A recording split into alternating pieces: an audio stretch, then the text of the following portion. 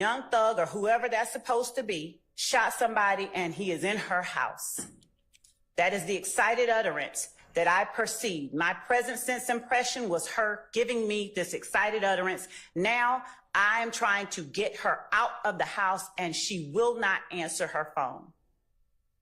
That is non-testimonial. It will not be error for the court to admit this. Well, I say that Mr. Steele indicated that the problematic issue is the naming of the particular individual. And that would be akin to a 911 caller saying, my husband did this or the gunman did that. They have to give some information to help the police address what she perceives. That would be if she was actually making the call. You don't have her making the call. You have her communicating that through a third party. Correct. But again, we are in the testimonial versus non-testimonial portion. I have to decide that. Correct. And her purpose for giving the call and all that, this paragraph where it says unknown female, all that paragraph is trying to get, she even ends that portion of her commentary. I am trying to get her out the house. That is the ongoing emergency. The circumstances surrounding, she doesn't know about. All she knows is that this person allegedly shot somebody and is now in her house. In other words, he's dangerous. Perhaps he has a gun.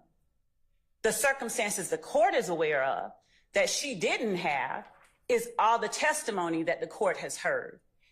And from understanding the court's instruction and directive, the last time when I stated to the court, I came and I said the court will hear the circumstances surrounding that call. And that's been presented. I understand that. I just have to kind of, in order to make the best decision, I have to follow what Pitts tells me, and that would be, I've got to be able to parse out these particular statements. Do you have any other case law which would indicate, or this parsing that Mr. Steele mentioned? Yes, Your Honor. So in Carter versus the state, 315, Georgia, 214, where the Georgia Supreme Court addresses the confrontation clause specifically at 221, page 221, the court says... You give me a second, I gotta get to Westlaw, so. Yes. May I tell counsel for the defense what it is? Yes, ma'am. I think it's, I just lost it here. Carter versus the state.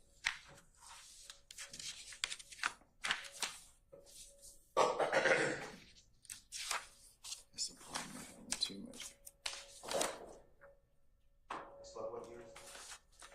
It's Carter, and it's 315 Georgia, 214 at 221. Oh, there it is. Okay. 2022.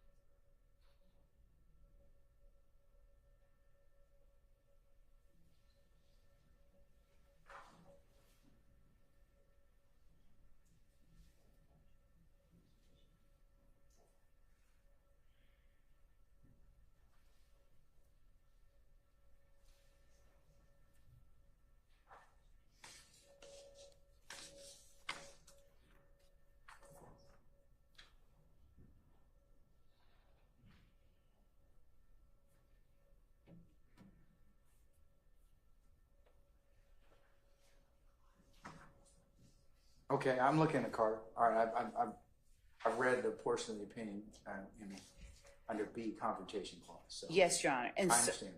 okay. So that is what we are saying here. The non-testimonial statements, as the court said in Carter, non-testimonial statements include statements made to law enforcement that are intended to describe current circumstances that require the immediate police action. And that is exactly what she's doing. I would agree with that. I have no disagreement. But the statement itself would be testimonial. So the statement itself, the court in this particular case, the court said if its primary purpose, it is only testimonial if its primary purpose is to establish evidence that could be used in a future prosecution. And in Carter, just at above page 223, so at 222, here the trial court did not commit error, much less plain error, by admitting Mann's statements into evidence, as her statements are non-testimonial and therefore do not trigger the protections of the confrontation clause. Rather, the record shows that Mann specifically requested that Carter not contact law enforcement because she did not want to incriminate appellant. Our 911 caller wanted to remain anonymous. She said, I don't want to get anybody in trouble. I don't want to get myself in trouble. In Carter, the court said Mann's statement to Fox, indicating that if anything ever happened to you, appellant did it. And here she is naming the person, just like that panicked neighbor did. She named the person. If anything ever happens to me, Carter did it. I still think you got to look at this from the standpoint of you got a third party that is communicating this particular statement. And in this case, Fox is the one communicating Mann's statement.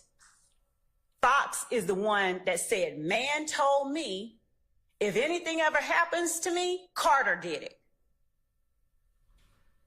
And in our case, we have a 911 caller saying, my panicked neighbor told me Thug is in her house.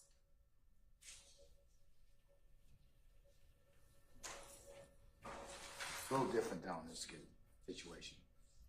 I mean, it's just fundamentally a little different from Carter versus what we have here. Your Honor, the analysis, I understand that the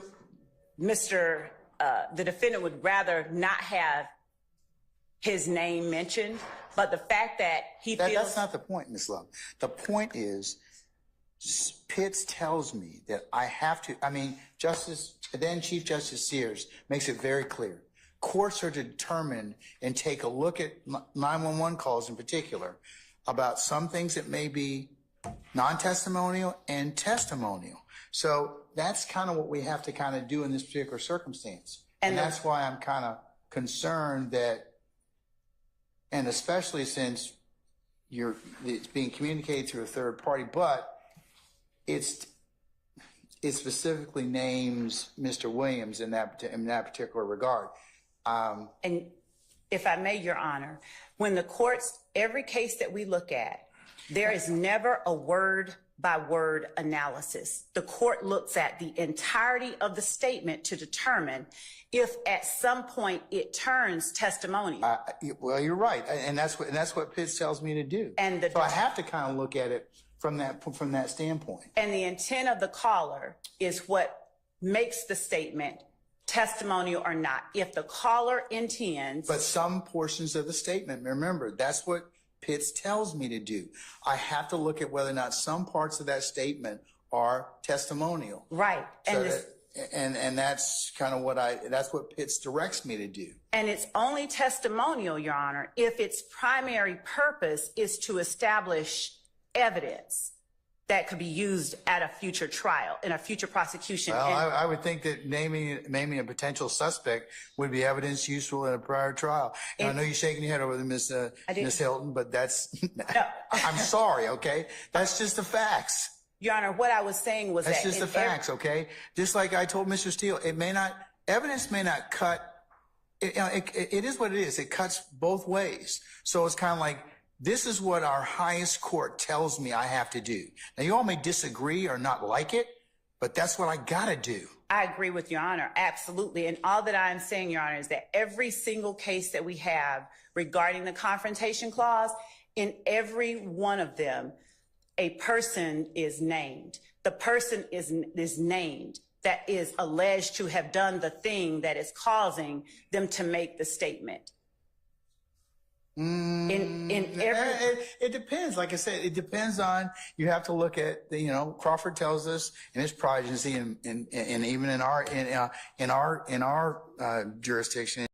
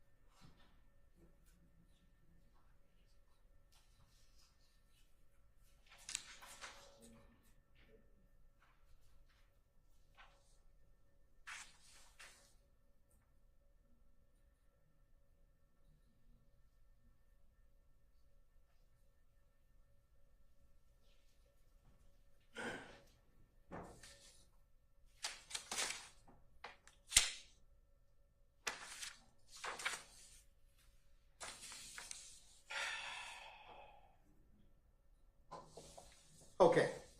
The court's had an opportunity to take a look at and consider Mr. Williams' motion number 40.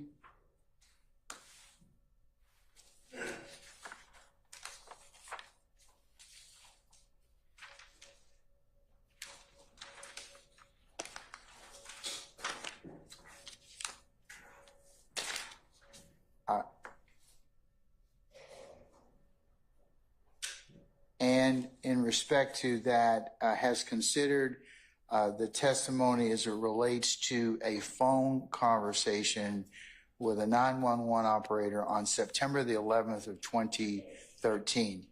The court also has heard testimony surrounding this particular incident involving a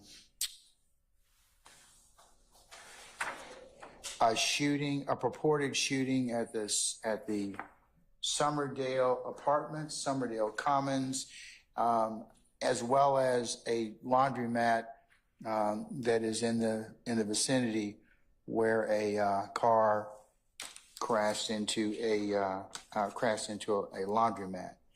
In considering whether or not the 911 call on September the 11th of 2013 would be admissible,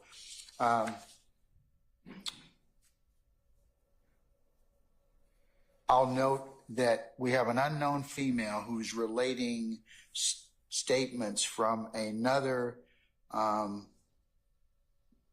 female in regards to a situation that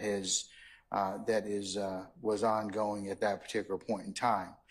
The first thing that it implicates is, since the state has told me that neither the unknown females will be available for trial, then it presents the issue of the confrontation clause.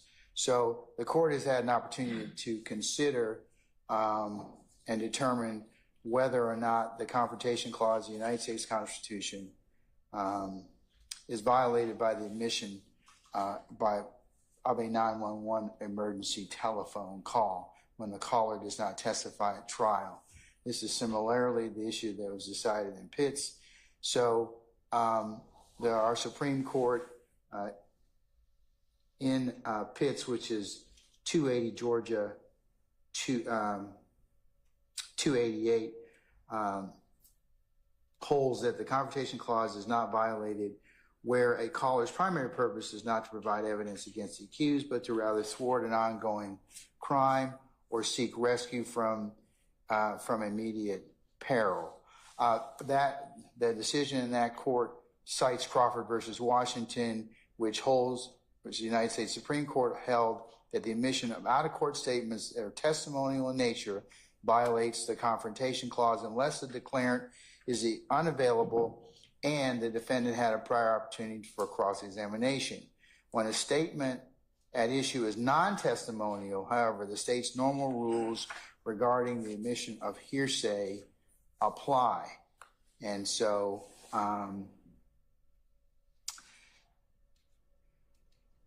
some courts, it was a discussion of the court in Pitts that some courts delineate that 911 calls are totally for the purposes are testimonial because it involves a statement to a government officer. But some courts understand and hold that a 911 call is initiated by a citizen rather than an instrument of the state and is not knowingly given in response to structured police interrogation and should not be considered testimonial. So the rule in Georgia is we now hold, however, consistent with the majority view that the determination of whether a recording of a 911 call is testimonial should be made on a case-by-case basis. So,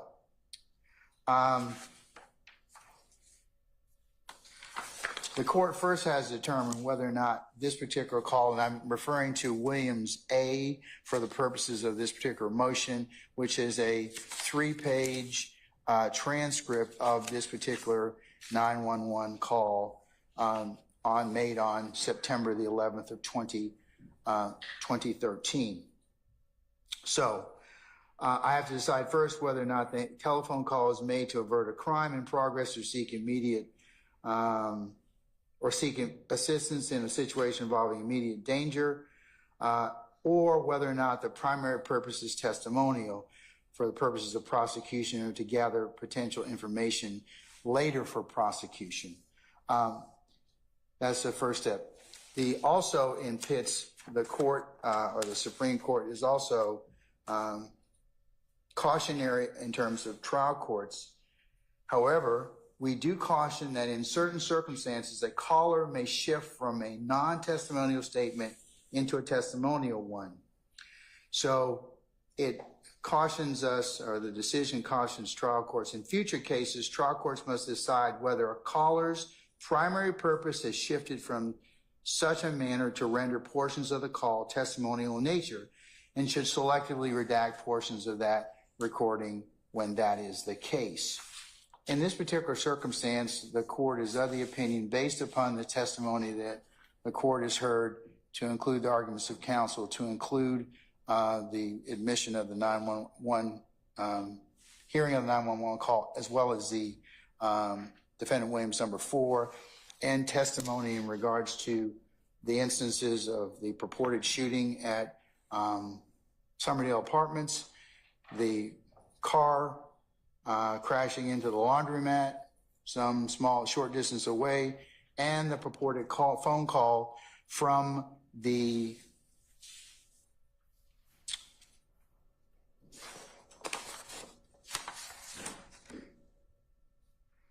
Summerdale Commons.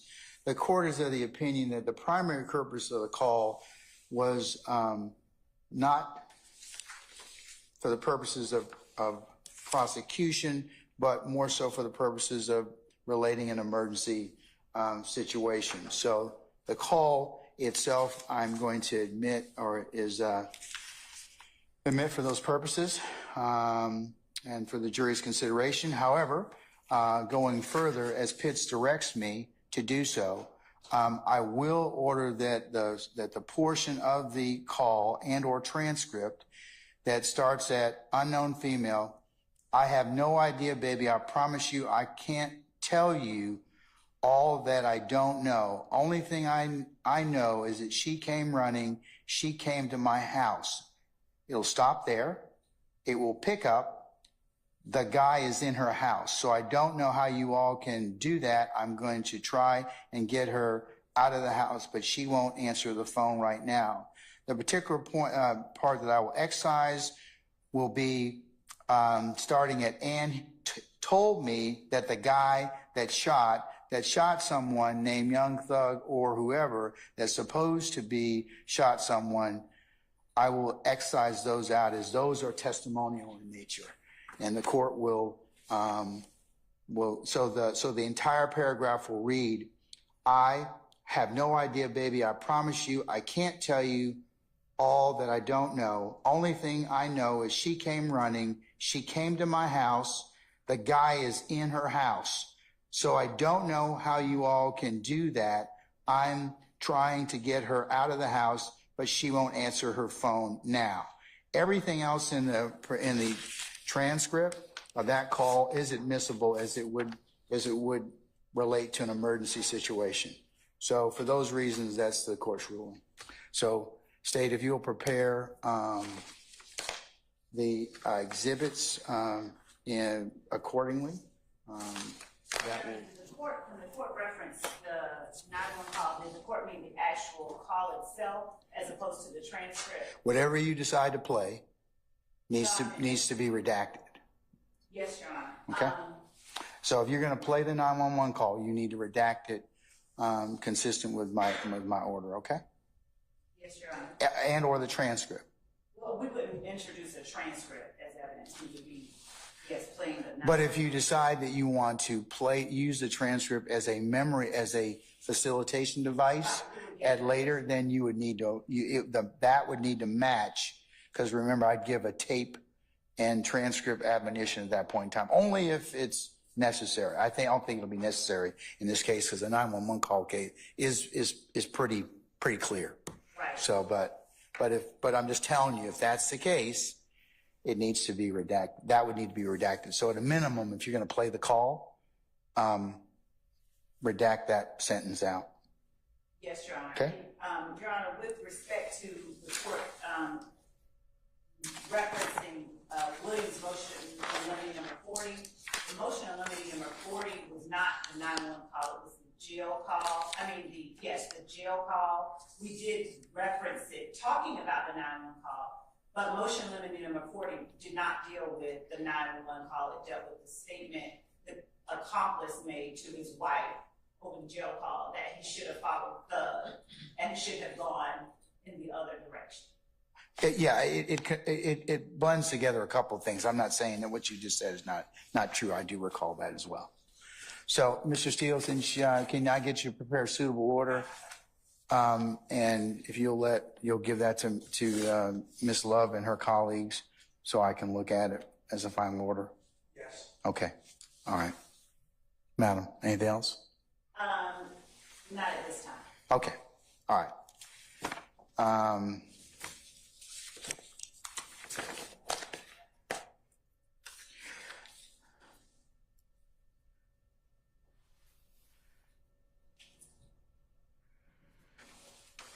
Okay, can we talk about Defendant Williams' motion limiting number 38? That's the discovery, and I think that is, no, I'm sorry. That's regards to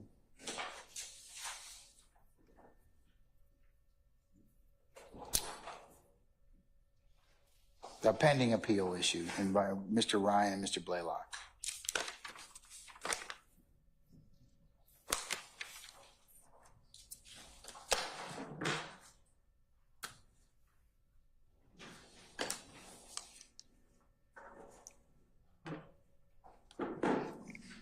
Your Honor, I have cited two cases, Gibson, GIBSON versus State, 288 Georgia, 617, it's in Division 2, as well as State versus Clemens, CLEMENTS, that is 289 Georgia, 640, it's in Division 4. Your Honor, they're both 2011 cases. I have copies for the Sound Court and the parties.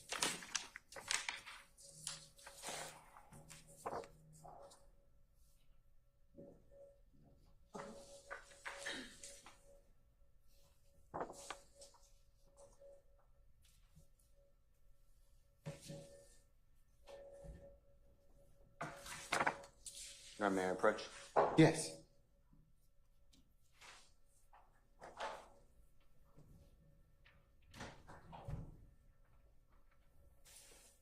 Hey, Chris, I'm going to give you that back.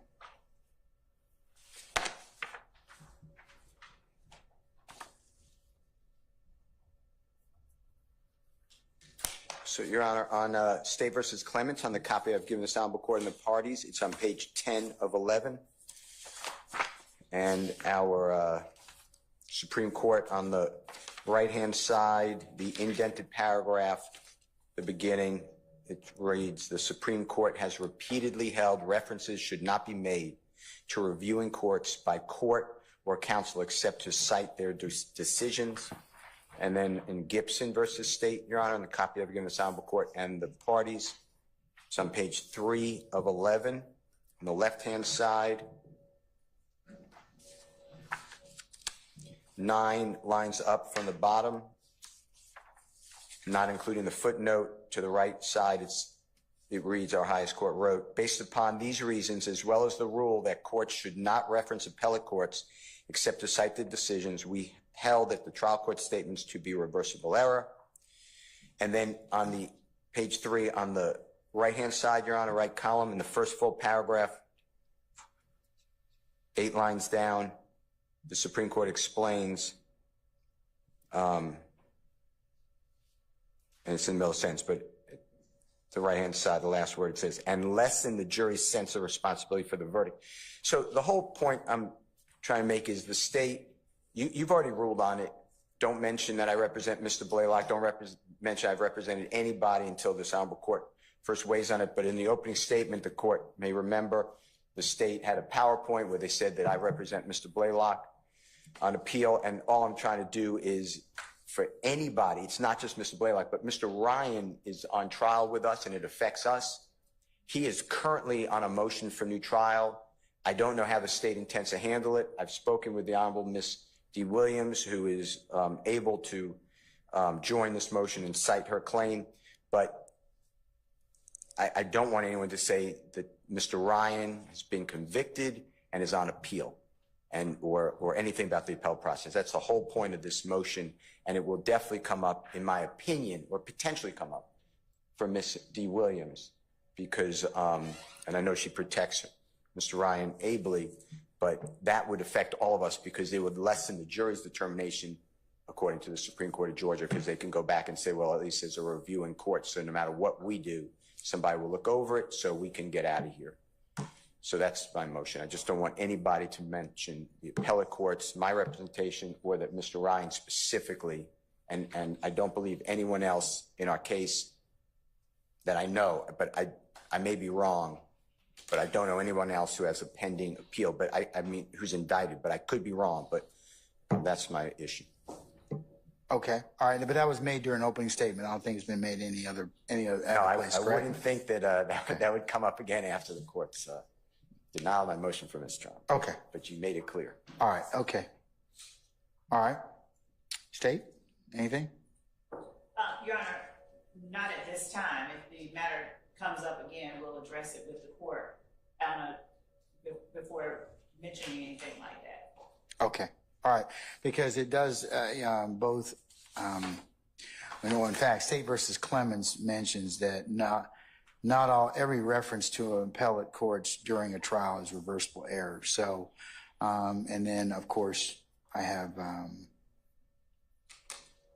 but yeah, as I mentioned earlier, As we stated, there may be. If it comes up, I need to hear about it during your case in chief. I definitely want to, before it comes out or is elicited from any witness, I would need to.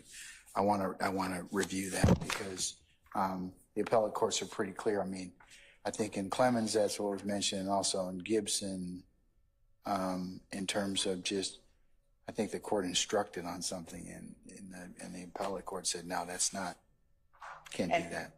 And that would be the court commenting on it. Yes, commenting on it. So. As I understand Defendant Williams' motion in limine number 38, he's asking the court to order a thing. But again, it has not, and we've stated to the court previously that before we bring that up. I don't think he's asking that we not mention Mr. Ryan's conviction for murder. But I thought that's what I heard him orally say, but I don't think that that's in the corners of the document. Well, that would depend as well on. Because we do intend to mention that. We will be talking about that. That's one of the overt acts.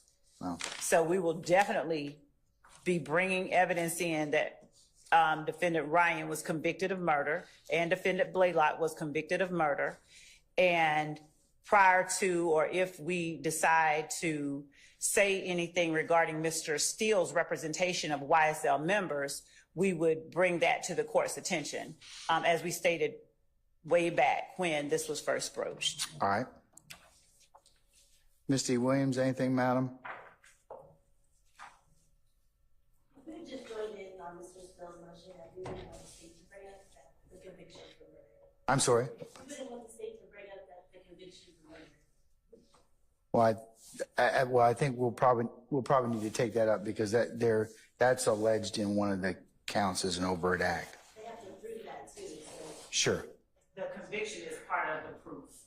And so that would be excluding a verdict, and that the case law specifically does not preclude that type of evidence from coming in. I don't even know where that argument is, what case law or anything that's grounded in. Well, before you tender or make an effort to do that, let's put a pause in that and let me just consider I need to see some case law on that just to make sure. I mean, I'm fairly certain I know where you're headed, but. And we would not, also just so that the court is aware, what I heard referenced previously was the prohibition from the courts of attempting to prove the existence of a gang by introducing simply a certified conviction of someone not on trial, not testifying. And that is not at all what we would be doing. We would be putting up evidence of the murder itself, evidence of what defendant Ryan said after the murder regarding YSL, evidence of what defendant Blaylock did regarding YSL and what he said, slime over sluts, and defendant Ryan saying, I bet YSL make the news. We would be putting up the murder of the victim, Jamari Holmes, by defendants Ryan and Blaylock, and again, the only portion we would be putting up evidence of that and how it occurred and how close in time to the murder Mr. Ryan made the declaration that I bet YSL makes the news. We would pause, I suppose, if that's what the court is saying, prior to tendering the certified conviction of defendants Ryan and Blaylock. And then if we had to bring up Mr. Steele's representation of defendant Blaylock on appeal or anyone else, we would bring that up before introducing that. Okay. And if that's in. Yes, ma'am. Okay. All right. Okay. Who are you? You just kind of got up and just kind of, lurked your way toward the front or something like that? Okay. All right. So how are you asserting yourself into it? I think I need to, on behalf of Mr. Stillwell, we are, and I know that we said we're going to perhaps put a pin in it, but I want to make this very clear. On behalf of Mr. Stillwell, and I think probably on behalf of other defendants as well, we are objecting under the Jefferson case to informing the jury of another jury's determination of guilt versus innocence of Mr. Blaylock or Mr. Ryan. This jury needs to make a finding of fact on their own and can't rely on the finding of fact of another jury. And it affects us because that is alleged as an overact as it relates to count 1 in the indictment. So we are not acquiescing to any belief that this jury can rely on the findings of another jury to. I understand that. That's why they're going to put all the proof in front of them. And, Right. And, So, but whether or not the conviction itself. well, if we're putting I'm sorry, Your Honor, but if we're putting the proof in front of the jury, then they make that determination whether it's been proven. I don't know why we would present in front of them. Why would we present the proof in front of them? Because it's part of the overt act. But a previous jury's Okay, and what's your point? Finding Okay, is not and? part of the overt act. No, We can't rely on, this jury cannot rely on the findings of another jury. they need to make that decision for themselves. Absolutely. But you know, the fact that there was a criminal prosecution in this particular case, if the conviction's in the proper form, it's more than likely going to come in. Well, I will come And, on. I mean, I remember you have cited Jefferson to me in the past, so And- I understand that. The concern I'm dealing with right now is whether or not Mr. Steele's involvement in any appeal or his involvement in any counsel is relevant at this point. I don't find it to be at this point. Right. So, but I will take a pause before they introduce anything about a conviction that was had, but just to make sure. Yes, But- Your Honor. Okay? Okay, thank you. All right. Okay. All right, what about Mr. Williams, 39? Mr. Steele?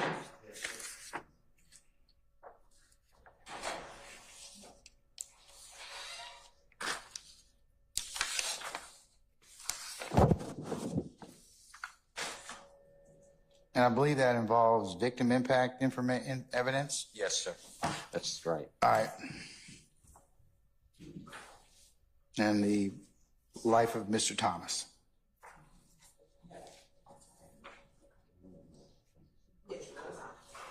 Your Honor, may I approach for a moment? You may.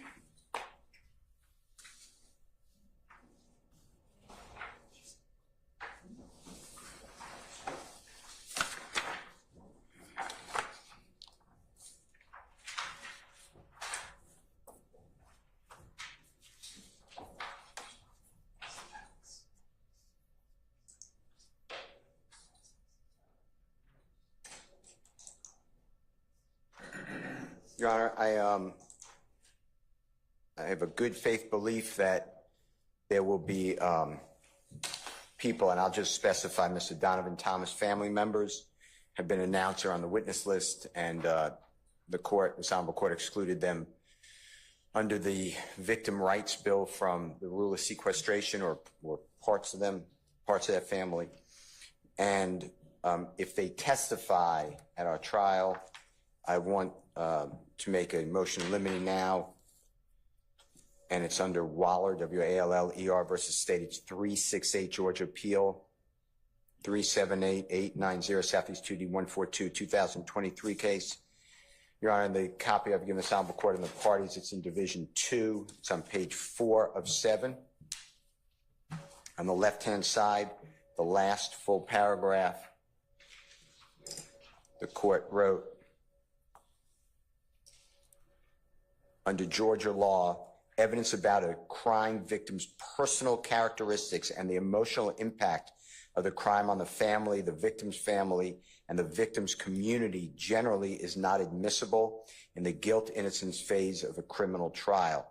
And Your Honor, upon basis of work leading up to the case, Mr. Donovan Thomas did a lot of great things for the community. He was well respected, well loved. There's another side to that, which I'm not going to mention. It may come out at trial, and you've heard it actually from Detective Belknap. He already testified that he was the leader of a criminal street gang. But my point is the fact that it left a gaping hole in the community or the loved ones, I'm making a motion that is irrelevant in our case. And I'm not talking about the relevancy of, 401 or 402. Even with a 403 analysis, I'm talking about it goes to sympathy. And the courts have said that it is not admissible except in a rare circumstance in the guilt-innocence phase of a non-death penalty case. So that is my motion. So I'm making it preemptively. I've heard at the beginning of trial, and I made this motion afterwards, Your Honor, but I heard the very first incident. It did not involve anyone here, but involved Mr. Trontavia Stevens, and you heard from a young lady, and I can't remember her name, but she was an accountant at an adult entertainment center. She was followed home or driven home in Coweta County or Noonan, Georgia. She was, her car was stolen from her, and the prosecutor went through lots of questions. I did not object, but went through lots of questions about, I objected to the whole thing coming in because Trontavious Stevens not on trial with us, but the court allowed it in, and went through a lot that, how did this affect you? What do you do? How does this impact you? And I'm not going to, I don't want to hear that again. So I believe it's a violation of the law. All right, counsels for state, Ms. Love?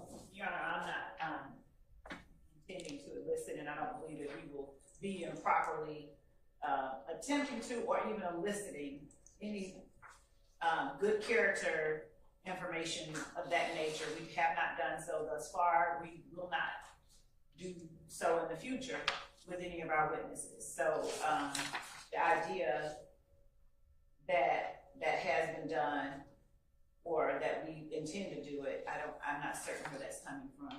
So I don't believe until that time that Mr. Defendant Williams believes something like that has happened, and I don't believe that will occur. I don't believe that this is anything right or any ruling, but we know the rules of evidence and we know what we are supposed to and not supposed to introduce, so we won't be eliciting any inadmissible and impermissible. Victim impact evidence. Right. All right. Well, I'll grant it to the extent that it's not relevant at this point in time, but you know, if appropriate, later, if in fact a jury returns a verdict, then I can deal with it at that point in time. Okay. And there was one other thing co-counsel reminded me to bring to the court's attention. What the victim was doing on the date that he was murdered, I don't know if it would be considered good or bad character, but we do intend to put that evidence in because those are the circumstances surrounding his murder. So, you know, for instance, if he was standing out giving candy away to kids or playing Santa Claus, somebody might consider that good character evidence. What is he selling drugs? Or if he was selling drugs, it might be considered that. But the point is that what was happening that day, and he was not, but if that were happening, those are the circumstances surrounding his death, and we would certainly be looking to, you know, get in, or if he was paying for children's haircuts, things like that, we would be putting that, you know, we would get that. Well, that would depend upon what you present in that respect. Right. Okay. All right.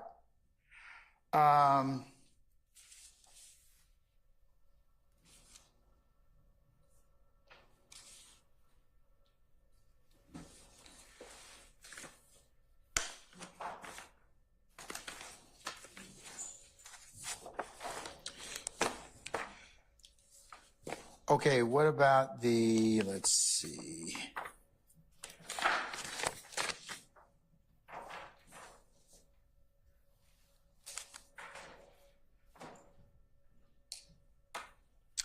I have motion to limit number 41, Mr. Steele.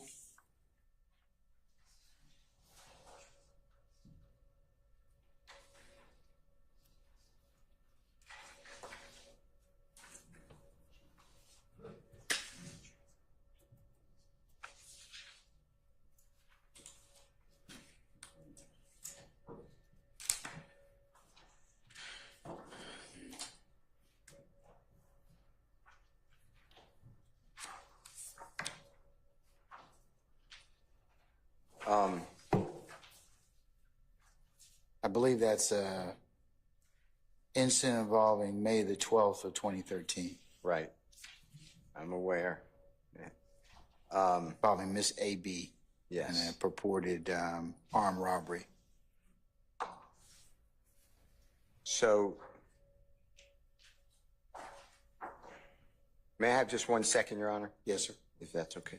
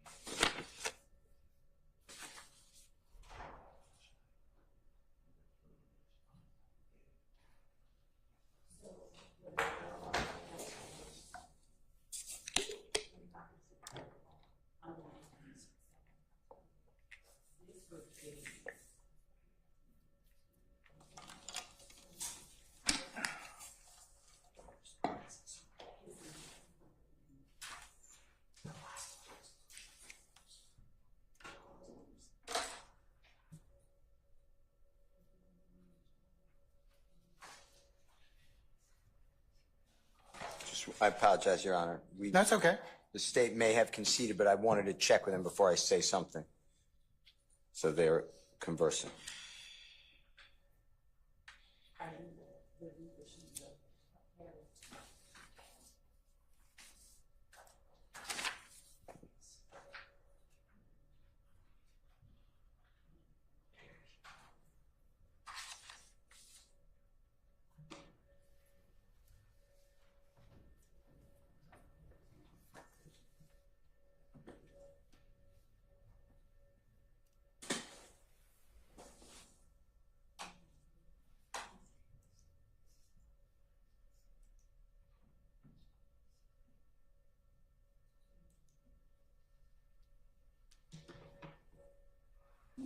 Excuse me.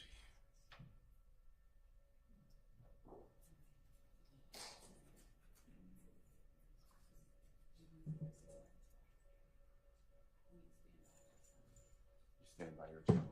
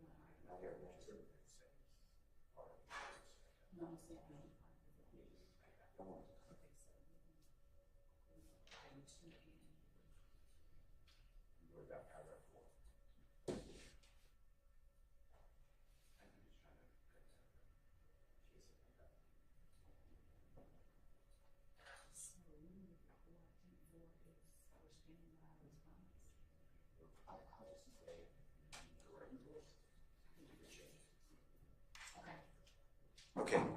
Thank you, Your Honor.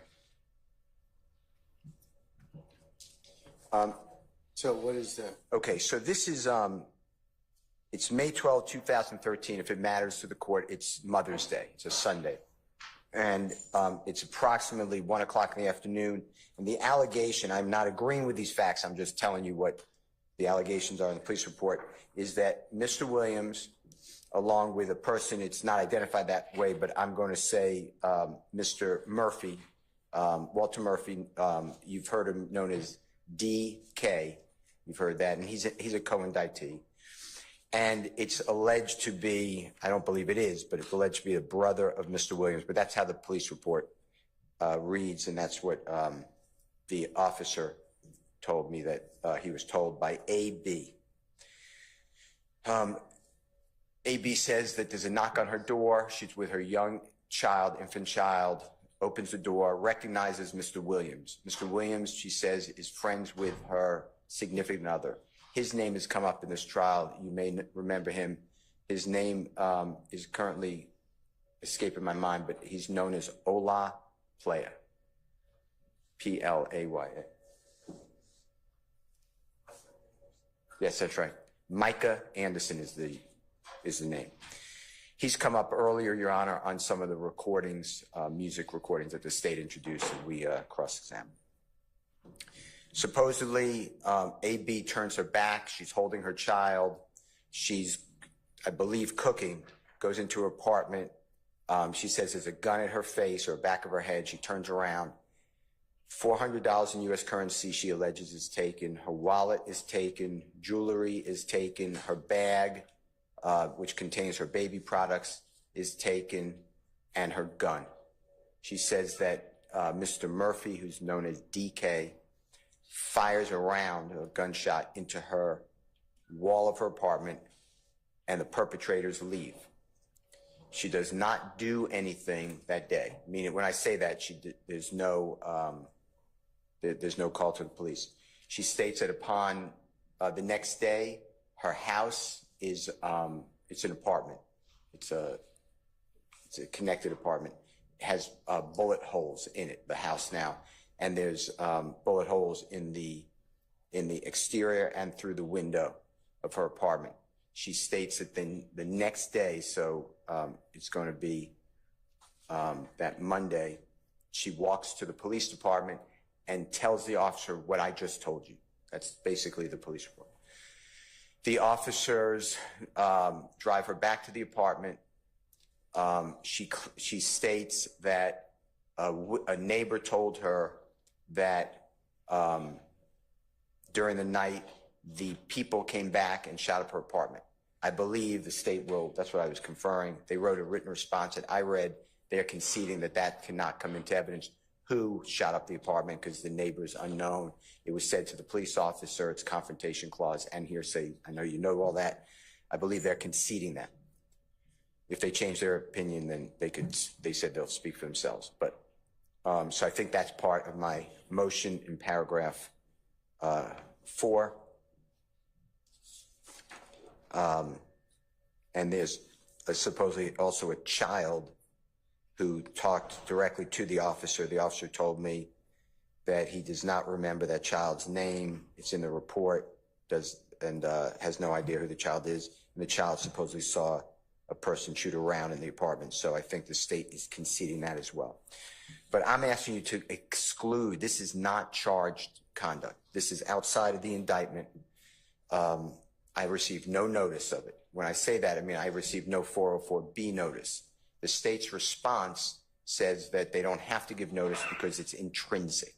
That's the state's position, that this is an intrinsic act. And I agree that if it's an intrinsic act, it does not have to get notice because it can't be separated from the controversy that's on trial.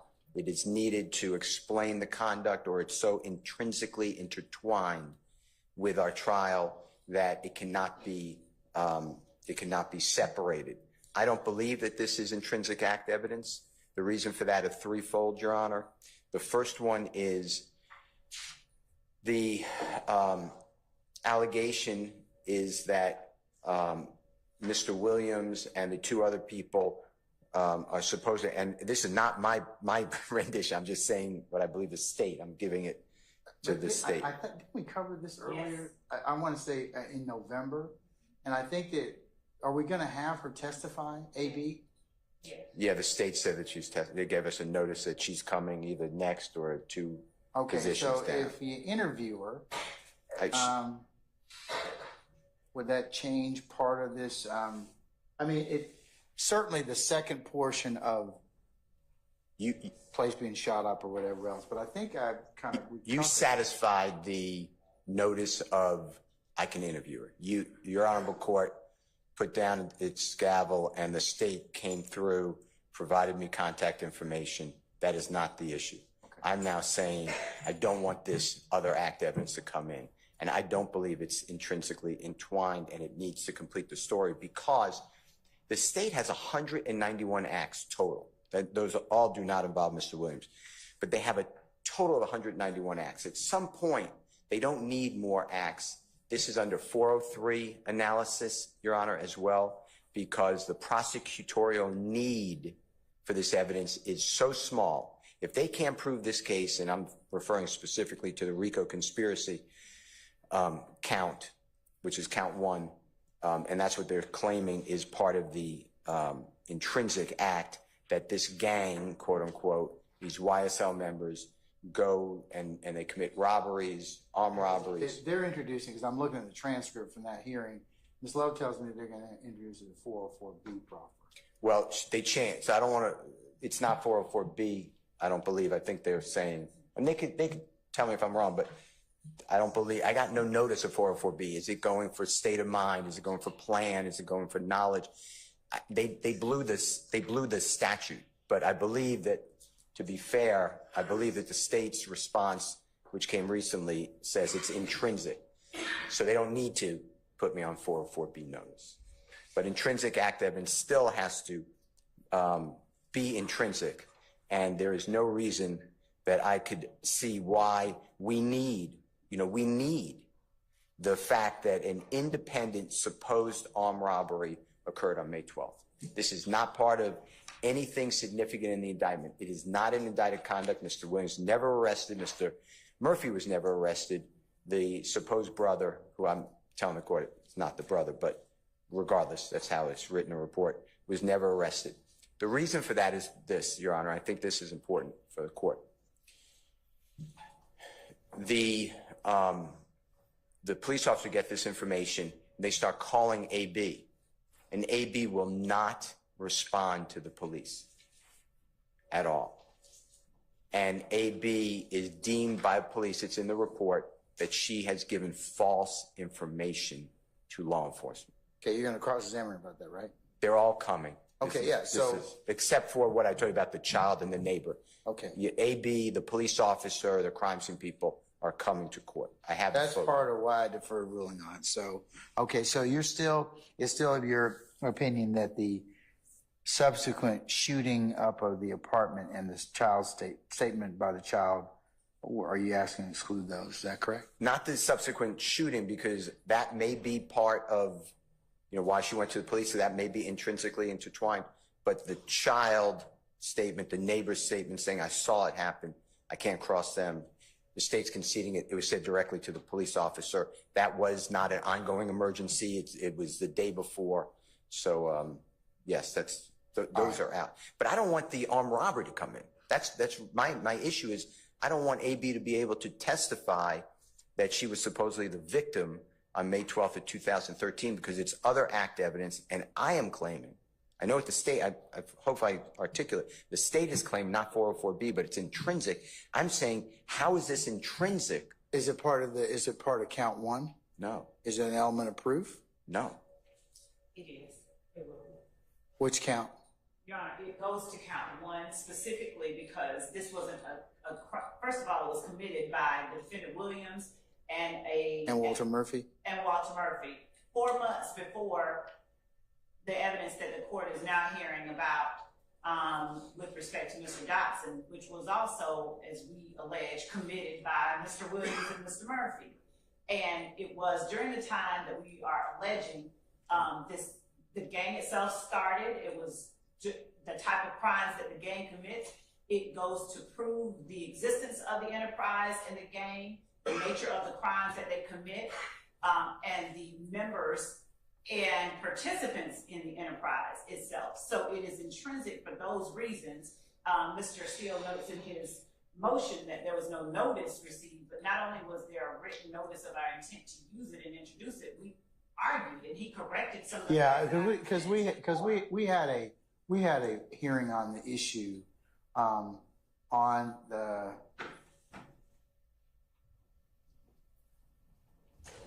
November the 21st of 2023. So,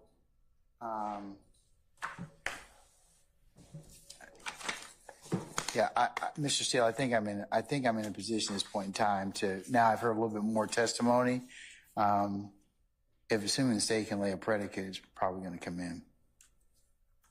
Well, okay. How many more times does the state of Georgia need to show a relationship? They say 4 months before another act. Mr. Williams not charged in overt act 5, 6, or 7, which is what they just referred to in September 11th, 2003. He's not even charged with that. That's other act conduct. How much of this do we need to absorb on our vessel before it starts sinking? And to me, the state has to say that it shows everything they said goes to propensity. It shows that they commit these type of crimes. You have that. They have multiple murders in this case. Multiple murders. There are going to be 2 murders that are going to be litigated. Mr. Williams is not charged with either one, but we have to deal with that. That's other act evidence, and he'll be named. He'll be named in both of them. We're going to be active participants, even though he's not charged. Then you have the incident that we're doing with the 2004 Nissan Altima red vehicle slamming into the side of the building. Mr. Williams not charged with that, but the state got that in as intrinsically intertwined because they indicted it, and now Mr. Bean cooperated with law enforcement and is on jail calls saying that Mr. Williams was involved. Then they have Mr. Williams' lyrics, where they're over objection, where they're claiming that he's bragging about. How much more do you need? We have chats who he's speaking with. He speaks with Mr. Murphy, who will be a witness. The states he pled guilty already, and he's supposedly a witness in the future. He's going to say how he and Mr. Williams were both raised together. They don't need to show the association, and they don't need to show another crime. At some point, it's just too much under 403. And I still don't believe, Your Honor. I heard what you said. Does it prove an element of the crime? The elements of the crime are either going to be proven or disbelieved by the state. They don't need this. That's my argument. Okay. I heard what you said. I'm not trying to waste No, time. I understand. Sir. All right. Ms. Love, anything else, madam? Your Honor, just that we have to prove this case. Their argument is that the defendant Williams doesn't do any of this, and we have to show the jury the evidence that he does and that he did. So I understand it's not comfortable to have evidence presented that you do the crimes that the state has accused you of, but that doesn't mean that the state should be precluded from producing for the jury, who is to make that determination, evidence that in fact Mr. Williams did and does the crimes that the state has accused him of. So we are asking that the court deny the motion. I'll deny Williams 41. Now, to the extent, are you still going to try and, or is the Mr. Steele's proffer that you're not going to get into what the child said or what was said about the shooting up of the apartment? He says the shooting up of the apartment may be relevant for other purposes, but the conversations that precipitate those, you're not going to get into those. Right, so we would get into that it was shot up, and that's what precipitated her going to the police. All right, okay. But you're not going to say what was said, is that right? Or what the child said? Correct, what the child said. That's our intent, not to introduce what the child said, correct. Okay. Just the fact that she didn't initially go to the police after the robbery occurred, but when people came and shot up her house, She went to the police. Okay.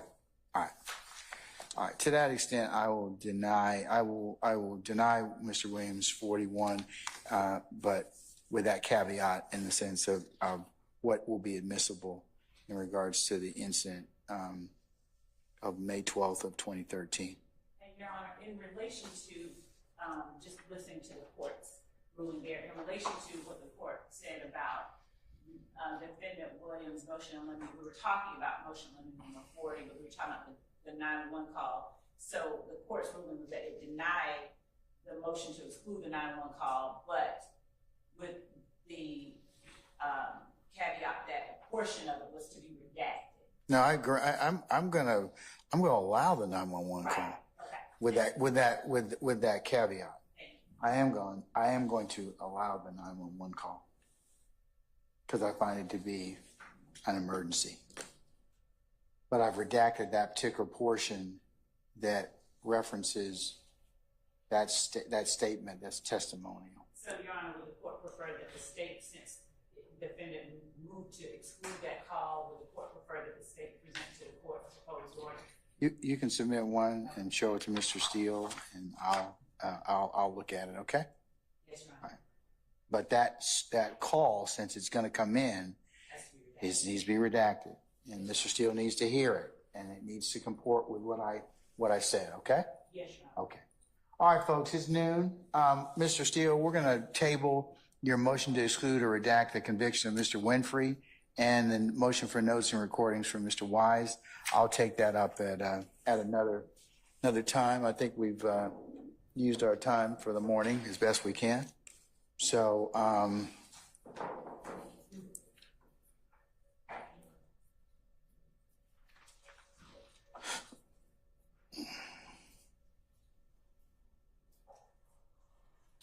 right, so folks,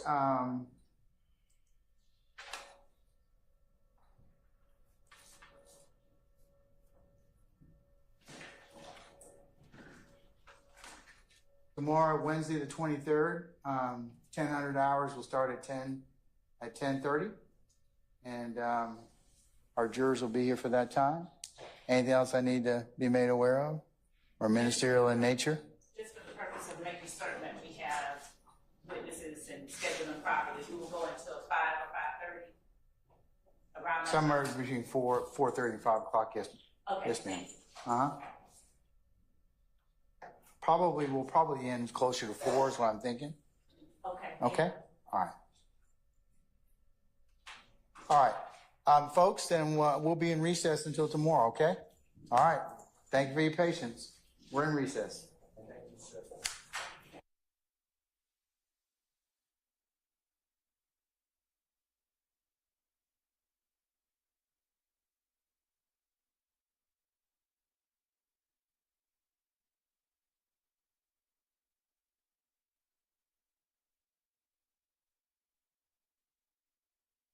Shout out to everybody, man. Everybody in the chat, man. We'll be back in this bitch tomorrow.